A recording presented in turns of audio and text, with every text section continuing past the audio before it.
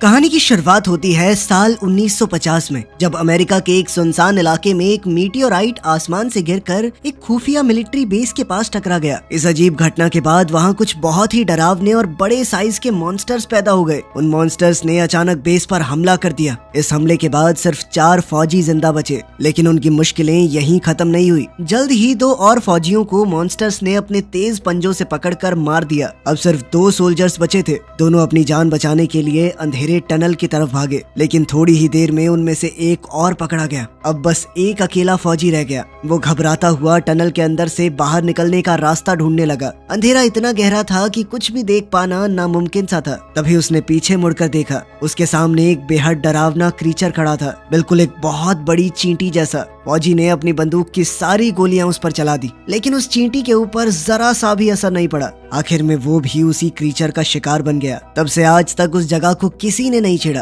अब आज की आधुनिक दुनिया में हम 2 दोस्तों को देखते हैं जो अपने पिकअप ट्रक में उसी रेगिस्तान के रास्ते से जा रहे थे। चलते चलते उनकी गाड़ी पहाड़ों के पास जाकर रुक गई। उनमें से एक दोस्त बोला कि मुझे जमीन पर कुछ अलग सा मिला है। दोनों नीचे उतरकर देखने लगे। जमीन पर कई गोलियों के खोखे पड़े हुए थे। उन्हें लगा कि शायद यहाँ कभी लड़ाई हुई होगी। फिर जब उन्होंने ध्यान से देखा तो जमीन पर एक इंसान का कटा हुआ हाथ पड़ा था। ये देखते ही दोनों डर गए, लेकिन इससे पहले कि वो कुछ कर पाते, अचानक एक बहुत बड़ा चींटी जैसा मॉन्स्टर उन पर झपटा। हर तरफ खून फैल गया। एक दोस्त डर कर वापस ट्रक की तरफ भागा, लेकिन वो मॉन्स्टर उससे ज्यादा तेज था। उसने कुछ ही पलों में उसे भी पकड़ लिया।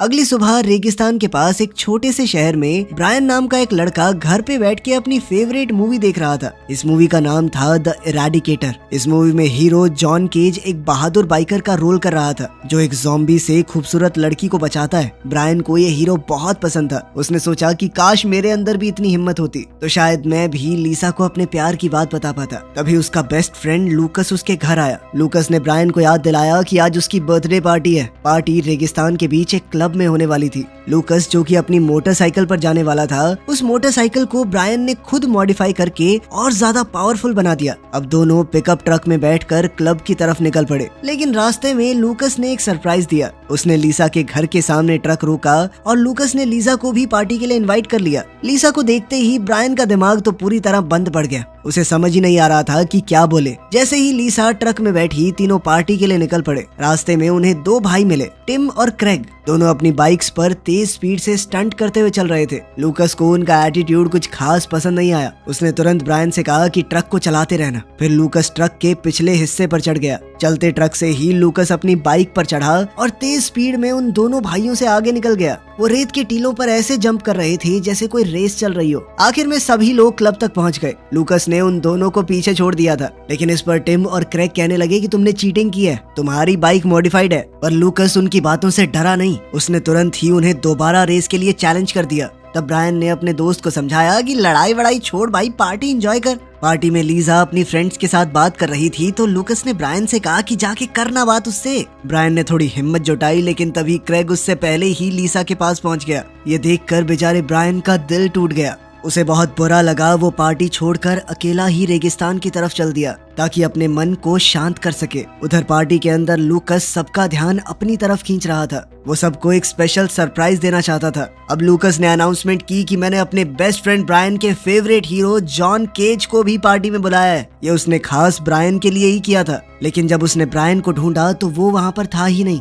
अब लूकस समझ गया कि ब्रायन कहीं बाहर चला गया है। ब्रायन रेगिस्तान में अकेला चल रहा था। चलते चलते उसकी नजर एक पिकअप ट्रक पर पड़ी, जो एक चट्टान की दूसरी तरफ खड़ा था। तभी अचानक लूकस पीछे से आया और उसे डरा दिया। लूकस ने ब्रायन को कहा कि वापस पार्टी में चल, लीसा अकेली है वहाँ पे। लेकिन ब्रायन ने मना कर दिया। उसने कहा कि मैं लीसा के लायक ही नहीं हूँ, बात तो कर नहीं पाता उससे, शायद उसे भूल जाना ही सही होगा। लूकस ने उसे समझाया कि बहाने बनाना बंद कर भाई। तभी उसकी नजर पहाड़ी के नीचे एक गुफा के दरवाजे पर पड़ी। अंदर क्या है ये देखने के लिए लूकस ने तुरंत वहां जाने का फैसला कर लिया। ब्रायन ने मना किया और बोला कि आइडिया ठीक नहीं है, लेकिन लूकस रुका नहीं। दोनों गुफा के अंदर गए और दूसरी तरफ पहुंचकर उन्हें एक पुराना मिलिट्री बेस मिला, जो काफी समय से बंद लग रहा था।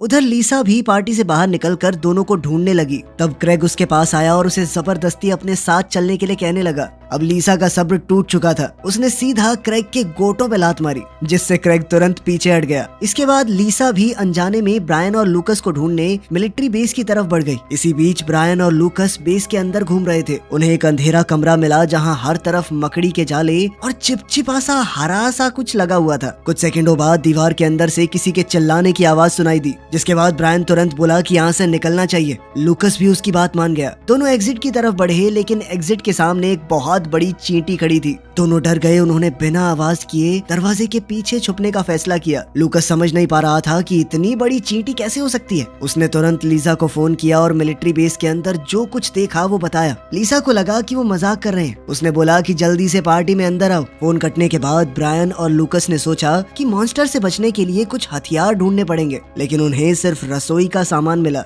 मजबूरी में उन्होंने बर्तन और कड़छियां उठाई। जैसे ही वो हॉलवे क्रॉस कर रहे थे, लूकस से गलती से एक बर्तन वाला रैक जमीन पर गिर गया। आवाज सुनते ही वो बड़ी चींटी उनकी तरफ दौड़ी। दोनों ने तुरंत बचकर कैफेटेरिया की तरफ भागना शुरू कर दिया। वो मॉन्स्टर चींटी सीधा लूकस की तरफ बढ़ रही थी। तब ब्रायन ने अचानक कुर्सी और ट्रे आपस में बजाकर आवाज कर दी ताकि मॉन्स्टर का ध्यान उसकी तरफ आ जाए। अगले ही सेकंड मॉन्स्टर ने ब्रायन के पैर पकड़ लिए और उसे घसीटकर दूसरे कमरे की तरफ ले गया। लूकस ने अपने दोस्त को बचाने की कोशिश की, लेकिन वो अकेला क्या ही कर पाता। मॉन्स्टर ने उसे भी पकड़ लिया। अब दोनों उसके शिकार बनने वाले थे। तभी अचानक लीसा पीछे से वहां पहुंच गई। उसके हाथ में कुल्हाड़ी थी। उसने बिना डरे मॉन्स्टर पर बार बार हमला किया और आखिरकार उस बड़ी चींटी को मार दिया। लीसा ने बताया कि जब तुम लोग वापस नहीं आए तो मुझे लगा कि कहीं फोन पे सच तो नहीं बोल रहे थे। मैं तो बस चेक करने आई थी। लेकिन लूकस और ब्रायन दोनों उसे देखकर बहुत खुश थे। उसने उन दोनों की जान बचाई थी। लेकिन तभी लीसा की नजर कैफेटेरिया में लगे एक बोर्ड पर पड़ी। उस पर लिखा था कि चोटिल चींटियों के शरीर से एक खास तरह की महक आती है, जिससे दूसरी चींटियां जल्द ही वहां पर आ जाएंगी। इसका मतलब था कि मिलिट्री बेस पहले ही जाइंट एंट्स पर रिसर्च कर रहा था। और तभी कैफेटेरिया में और भी चींटियां आ गई। वो सब उस मरी हुई चींटी की महक सूंघ कर वहां पर आ रही थी। तीनों तुरंत वहां से भागे और कंट्रोल रूम में पहुंच गए। कंट्रोल रूम के कैमराज में दिख रहा था कि और भी चींटियां एक कमरे में बंद हैं। ब्रायन ने नोटिस किया कि कैमरा के साथ एक गन सिस्टम लगा हुआ है। उसने कंट्रोल रूम के कंप्यूटर का इस्तेमाल करके चींटियों पर फायरिंग शुरू कर दी, मानो वो कोई वीडियो गेम खेल रहा हो। तभी स्क्रीन पर एक वीडियो रिकॉर्डिंग चलने लगी। रिकॉर्डिंग में एक साइंटिस्ट दिखाया गया, डॉक्टर रेनर्ड। उसने बताया कि 1950 में रेगिस्तान में जो मीटियोराइट गिरा था उसके अंदर एलियन डीएनए था।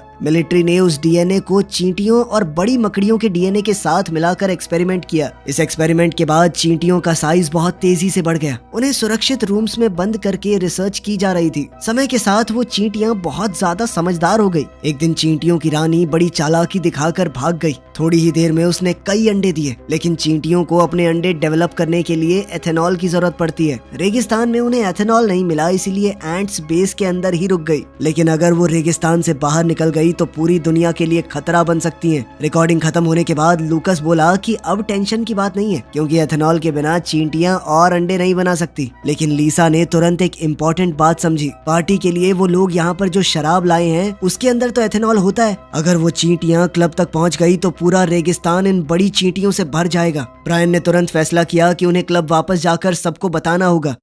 उधर क्लब में पार्टी अब भी चल रही थी। एक लड़का स्प्रे बॉटल से ड्रिंक्स उड़ा रहा था। तभी एक और लड़का थोड़ी और शराब लेने गया। वहाँ उसने देखा कि एक बड़ी सी चींटी पूरा का पूरा बैरल ही पी रही है। वो डर के मारे चिल्लाया और भागने लगा, लेकिन चींटी ने वो बैरल उसके सर पर फेंका और वो बेहोश हो गया। इसके बाद मॉन्स्टर सीधा पार्टी के अंदर घुस गया। उसने एक लड़की पर चिपचिपा पदार्थ फेंका, जिससे उस लड़की का चेहरा पिघलने लगा। सब लोग डर के मारे चिल्लाने लगे। चींटी ने भी आवाज करके अपने और साथियों को बुला लिया। अब चींटियां शराब छीनने लगी ताकि वो अपनी पॉपुलेशन बढ़ा सके। साथ ही वो लोगों के ऊपर हमला करने लगी। कुछ ही सेकंडों में पूरा क्लब चींटियों से भर गया। लोग अपनी जान बचाकर भागने लगे, लेकिन चींटियों ने बहुत सारे लोगों को पकड़ लिया। शुरुआत में जो दो भाई देखे थे वो भी अपनी मोटरसाइकिल्स लेकर भागने लगे, लेकिन ये चींटियां उनसे बहुत तेज थी और उन्होंने क्रैग को पकड़ लिया। हमले के कुछ ही मिनटों बाद ब्रायन, लूकस और लीसा वापस क्लब में पहुंच गए। जब तीनों वहां पहुंचे तो जगह पूरी तरह सुनसान मिली। चारों तरफ सिर्फ खून के निशान पड़े थे। तब उन्हें समझ आया कि बात उनकी सोच से काफी खतरनाक हो चुकी है, इसीलिए तीनों ने फैसला किया कि शहर लौटकर पुलिस को मदद के लिए बुलाएंगे। लेकिन जैसे ही वो वहाँ से निकलने लगे, अचानक एक बहुत बड़ी चींटी ट्रक पर कूद पड़ी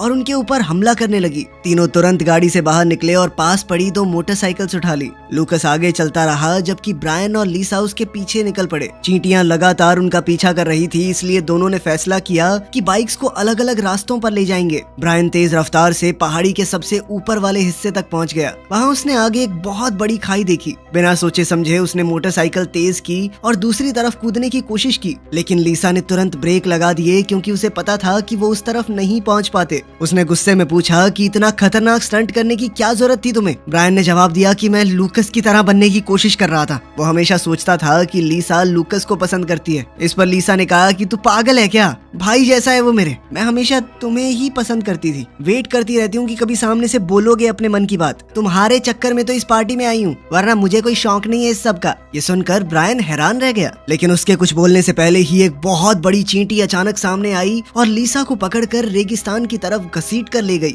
ब्रायन उसे बचाने की कोशिश करता रहा, पर चींटी उसे लेकर गायब हो गई। ये देखकर ब्रायन बिल्कुल टूट गया। थोड़ी देर बाद लूकस वहाँ पहुँच गया। ब्रायन ने उसे सब कुछ बताया और लीसा को बचाने में मदद मांगी। दोनों तुरंत उस रास्ते पर चल पड़े जहाँ ब्रायन ने आखिरी बार चींटी को देखा था। थोड़ा आगे चलकर उन्हें गुफा मिली। गुफा के अंदर घुसते ही उन्होंने देखा कि ये जगह उस चिपचिपी हरी चीज से भरी पड़ी है और हर तरफ अंडे हरी रोशनी छोड़ रहे थे। अब जब चींटियों को एथेनॉल मिल गया था तो अंडे फूटने वाले हैं और जल्द ही और ज्यादा बड़ी चींटियां पैदा हो जाएंगी। इस बीच ब्रायन ने देखा कि पार्टी के कई लोग जिंदा हैं, लेकिन एक अजीब से चिपचिपे जाल में फंसे हुए हैं। उनमें लीसा भी थी। ब्रायन ने उसे छुड़ाने की कोशिश की, लेकिन तभी एक बहुत बड़ी चींटी उन पर हमला करने आगे बढ़ी। अचानक बंदूक की जोर से आवाज हुई और चींटियां गिर पड़ी। ये गोलियां डॉक्टर रेनर्ड ने चलाई थी जो वहां पहुंच गया है। रास्ता साफ होते ही ब्रायन फिर से लीसा को बचाने लगा, लेकिन वो चिपचिपा सा जाल बहुत ज्यादा मजबूत है और पूरी तरह दीवार से चिपका हुआ है। अब डॉक्टर ने कहा कि वक्त बहुत कम है और जल्दी से बाहर निकलना होगा उन्हें। मजबूरी में ब्रायन डॉक्टर के साथ बाहर निकल गया, लेकिन उसने लीसा से वादा किया कि वो वापस आएगा। गुफा से बाहर आने के बाद डॉक्टर ने बताया कि हमें किसी भी हाल में ब्रैडली बेस तक पहुंचना होगा। वहां एक हथियार रखा है जो चींटियों के सख्त शरीर को छेद सकता है, लेकिन बेस के आसपास प्रोटेक्शन के लिए ऑटोमेटिक बंदूकें लगी हुई हैं जो किसी भी अजनबी पर गोली चला देती हैं। रास्ते में लूकस ने डॉक्टर से पूछा कि उन्होंने चींटियों पर ऐसे एक्सपेरिमेंट किए ही क्यों। डॉक्टर ने बताया कि जब आसमान से वो मीटियोराइट गिरा था तब हमें लगा कि चींटियों को हम लड़ाई के लिए इस्तेमाल कर सकते हैं। उन्हें पाल कर आर्मी के काम में लाया जा सकता है क्योंकि वो मजबूत और एकजुट रहती हैं। लूकस को ये बात बहुत गलत लगी। उसने डॉक्टर पर आरोप लगाया कि तुम्हारी वजह से आज ये डरावने हालात बने। तभी अचानक एक बहुत बड़ी चींटी ने डॉक्टर पर हमला कर दिया और उसे मार डाला। ये चींटियों की रानी ने किया था जो बहुत बड़ी और सबसे खतरनाक थी। ब्रायन और लूकस उसका सामना नहीं कर पाए और तुरंत ब्रैडली बेस की तरफ भागने लगे। कुछ देर बाद वो बेस तक पहुंच गए। जैसा कि डॉक्टर ने बताया था वहां पर ऑटोमेटिक गन्स लगी हुई थी, पर फिर भी दोनों किसी तरह छुपते छुपाते कोने से अंदर घुस गए। अंदर जाकर उन्होंने देखा कि जगह खाली है। वो हथियार ढूंढने लगे पर कमरे तो बिल्कुल खाली थे। लूकस को लगा कि यहाँ आना बेकार हो गया। तभी वापस जाने का रास्ता भी एक और चींटी ने रोक दिया। लूकस ने कहा कि अब तो हमें छुप के मदद का इंतजार करना चाहिए, लेकिन ब्रायन जानता था कि लीसा के पास समय बहुत कम है। उसने कहा कि उन्हें वापस गुफा जाना होगा और अंडों को डिस्ट्रॉय करना होगा, वरना दुनिया में कोई नहीं बच पाएगा। मिलिट्री भी क्या ही कर लेगी इतनी चींटियों का, बहुत जल्दी बढ़ती हैं ये सुनकर लूकस मान गया। जाने से पहले लूकस एक छोटे डब्बे से बियर लेने लगा। वापस आया तो ब्रायन वहाँ पर नहीं था। तभी एक छुपा हुआ कमरा खुल गया। अंदर ब्रायन को हथियार मिल गए थे। उन्हें वहाँ 2 बंदूकें और एक काटने वाला हथियार मिला जो उस चिपचिपी चीज को काट सकता था। साथ ही उन्हें बॉडी सूट्स भी मिल गए। अब दोनों पूरी तैयारी के साथ वापस लड़ने को तैयार हो गए। बेस के रास्ते में उन्हें एक चींटी मिली जो एक सिपाही के शरीर को खा रही थी। इस बार ब्रायन और लूकस ने मिलकर उसे गोलियां चलाकर गिरा दिया। अब दोनों तुरंत मोटरसाइकिल लेकर गुफा की तरफ निकल पड़े। गुफा में पहुंचकर ब्रायन ने देखा कि लीसा अभी जिंदा है। उसने उस काटने वाले टूल का इस्तेमाल करके उसे आजाद कर दिया। लीसा बहुत खुश हुई क्योंकि ब्रायन ने अपना वादा निभाया, लेकिन अभी काम खत्म नहीं हुआ था। अब उन तीनों को मिलकर अंडों को नष्ट करना होगा और रानी को भी तो मारना है। बिना रानी को मारे वो कभी भी चींटियों को खत्म नहीं कर पाएंगे। लीसा ने ब्रायन और लूकस को बताया कि रानी कहाँ पर छुपी है। ब्रायन ने अपनी बंदूक तैयार की और सीधा उस डरावनी रानी चींटी को लड़ाई के लिए ललकारा। गुफा के अंदर एक गहरे सुराख से रानी बाहर निकली और सीधा ब्रायन पर झपटी। ब्रायन ने तुरंत गोली चलाई, गोली लगी लेकिन रानी रुकी नहीं, उतनी ही तेज आगे बढ़ी और उसके साथ और चींटियां भी आ गई। सब कुछ बद से बदतर हो रहा था और ब्रायन की बंदूक भी अचानक से बंद हो गई। अब ब्रायन और लीसा के पास सिर्फ एक ही रास्ता बचा था, मोटरसाइकिल पर भागना और चींटियों को अपने पीछे लगाकर दूर ले जाना। उधर लूकस गुफा में छुपकर लोगों को आजाद करने लगा। ब्रायन और लीसा तेज रफ्तार से सड़क पर निकल पड़े। उनके पीछे दर्जनों गुस्से से भरी हुई चींटियां लगी हुई थी। इतनी खतरनाक सिचुएशन में ब्रायन के दिमाग में एक प्लान आया। उसने मोटरसाइकिल को सीधा ब्रैडली बेस की तरफ मोड़ दिया। रास्ता खतरनाक था, फिर भी दोनों हिम्मत करके आगे बढ़े और बिना उस ऑटोमेटिक गन की नजर में आए उस इलाके को पार कर गए। लेकिन चींटियां उनके मुकाबले बहुत बड़ी थी। उस ऑटोमेटिक सिक्योरिटी सिस्टम ने उन्हें आसानी से पहचान लिया और एक के बाद एक तेज गोलियों ने पूरे झुंड को ही खत्म कर दिया। लीसा ब्रायन की सोच से बहुत इम्प्रेस हुई। दोनों को लगा कि अब तो खतरा खत्म हो गया, पर तभी पहाड़ की चोटी से रानी दोबारा सामने आई और उनके ऊपर झपट पड़ी। दोनों को दोबारा से रेगिस्तान में भागना पड़ा। उधर गुफा के अंदर लूकस ने सभी लोगों को आजाद कर दिया था। उसने अपने दोस्त से बियर स्प्रे करने वाला टूल लिया, जिसमें अभी भी इतना एथेनॉल बचा था कि पूरी गुफा में आग लग सके। अंडे फूटने वाले थे, इसीलिए उन्हें जल्दी करना होगा। सबको आजाद करने के बाद लूकस ने पूरी गुफा में वो बियर छिड़क दी और अब वो आग लगाने के लिए जैसे ही तैयार हुआ, उसे किसी बच गए आदमी की आवाज सुनाई दी। उसने पास जाकर देखा तो पता चला कि टिम जिंदा है। लूकस ने तुरंत उसे बाहर निकालने में मदद की।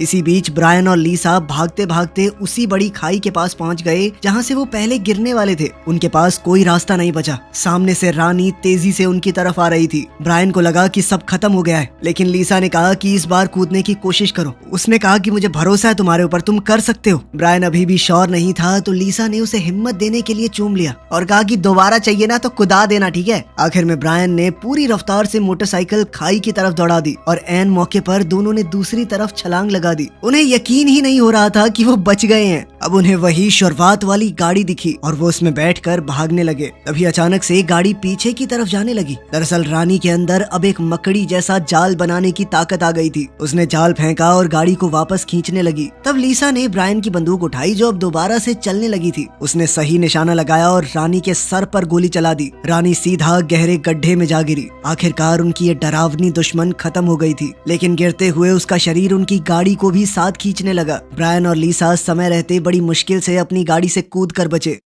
उधर गुफा में लूकस ने टिम को बाहर भेजा और आग लगाने लगा। तभी एक नई चींटी अंडे से निकली और उस पर हमला कर दिया। लूकस ने बड़ी मुश्किल से खुद को छुड़ाया और उसका सर पैर से कुचल दिया, लेकिन तब तक गुफा में आग फैल गई और लूकस अंदर ही फंस गया। कुछ देर बाद जब ब्रायन और लीसा वापस आए तो उन्हें टिम मिला। टिम ने उन्हें बताया कि लूकस ने सबको बचा लिया, लेकिन वो खुद आग लगाते वक्त अंदर फंस गया है। ब्रायन अपने दोस्त को अंदर मरने के लिए नहीं छोड़ने वाला था। उसने अंदर जाकर उसे बचाने का सोचा, लेकिन आग बहुत फैल चुकी थी। तभी क्रेग अपनी मोटरसाइकिल पर वहां पहुंच गया। अपने भाई को जिंदा देखकर वो बहुत खुश था। जब उसे पता चला कि लूकस ने टिम की जान बचाई है तो उसने उस एहसान का बदला चुकाने का फैसला किया और तुरंत मोटरसाइकिल लेकर गुफा के अंदर घुस गया। अंदर से जोरदार धमाकों की आवाज आ रही थी। ऐसा लगता था मानो सब कुछ खत्म हो गया हो, लेकिन आखिरी पल में क्रेग मोटरसाइकिल पर लूकस को बाहर निकाल लाया। दोनों सुरक्षित थे और सब लोग बहुत खुश हुए। इस खतरे से बचने के बाद सब लोग वापस क्लब में गए ताकि वहाँ का बचा हुआ काम संभाल सकें। लूकस और उन दोनों भाइयों के बीच पुरानी दुश्मनी खत्म हो गई। तभी अचानक ब्रायन को उसका सरप्राइज मिला। उसका फेवरेट हीरो जॉन केज वहाँ पर पहुँच गया था। वो ब्रायन से मिला और ब्रायन तो बहुत खुश हो गया उसे देखकर। ब्रायन ने जॉन को बियर का कैन दिया, लेकिन जैसे ही वो पीने लगा अचानक एक जाल आया और कैन को खींच कर ले गया। सबको समझ आ गया कि एक और बड़ी सी चींटी जिंदा बच गई है, लेकिन इस बार कोई डरा नहीं। ब्रायन, लूकस और लीसा ने मिलकर तुरंत उसे खत्म कर दिया। सबको लगा कि अब तो सब सही है, लेकिन उन्हें पता चला कि फौज के बेस के अंदर एक कमरे में अभी भी बहुत से बड़े कीड़े बंद हैं, जिसका मतलब था कि खतरा पूरी तरह अभी भी टला नहीं है। वीडियो पसंद आई तो लाइक कर देना, चैनल को सब्सक्राइब कर लेना। मिलते हैं अगली वीडियो में।